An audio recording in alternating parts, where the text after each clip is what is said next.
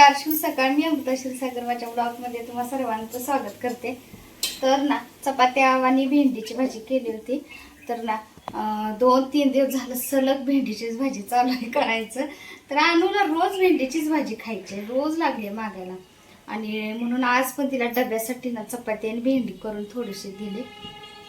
तरी थोडी म्हणता म्हणता होते जास्त. तर ना आता मी रस्सा भाजी दोडक्याची करायला लागली. इकडं पाणी गरम केलंय भाजीला आणि की नाही थोडंसं ना ती मिक्सरचं भांडं ना लागायचं होतं म्हणून उरलेलं लसूण खोबरं ह्यात थोडं टाकलं.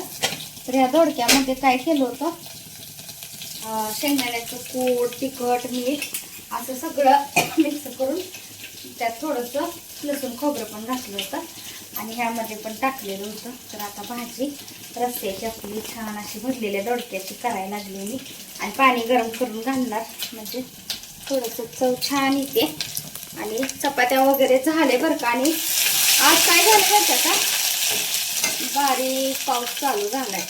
तर अगदी रिमझिम पाऊस यायचं लागलाय.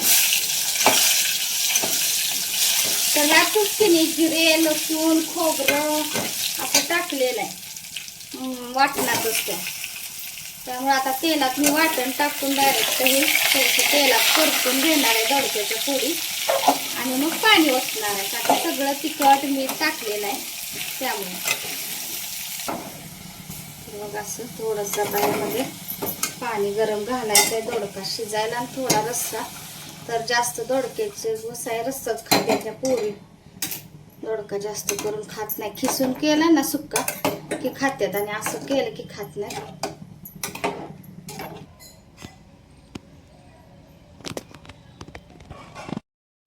तर दुपारी नाही तर चहा ठेवला होता. आणि आज मी ना पोळ्या का केल्या नाही तर आपल्या सोलापूर जिल्ह्यामध्ये ना आपलं कर्नाटकी बेंदूर किंवा महाराष्ट्रीयन आपला जे बेंदूर आहे तो नाही आहे. तर श्रावण पोळा तर श्रावण महिन्यात असतो बरं का.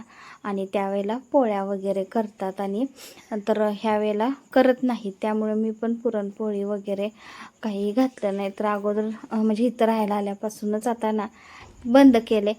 तिकडं होतो त्यावेळेला तिथली प्रथा सगळी करत होतो. तर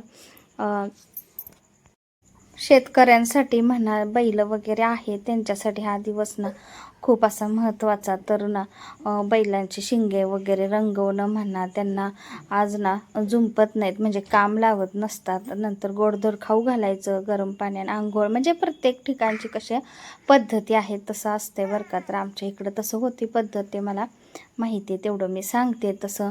आणि आता इथं ना 4 वाजता चाललं होतं. छोटे भूक आता लागती की तर पास्ता करायचं. तर ह्यांचेच करून ह्यांचंच खायचं चाललं होतं. आणि खूप आज आभाळ पण आलं होतं. पाऊस थोडासा सकाळी अगदी झाला म्हणजे सडा टाकल्यासारखं एकदम बारीक झाला. नंतर काय पाऊस नाही पण आभाळ खूप आणि वारं पण सुटलं होतं नंतर.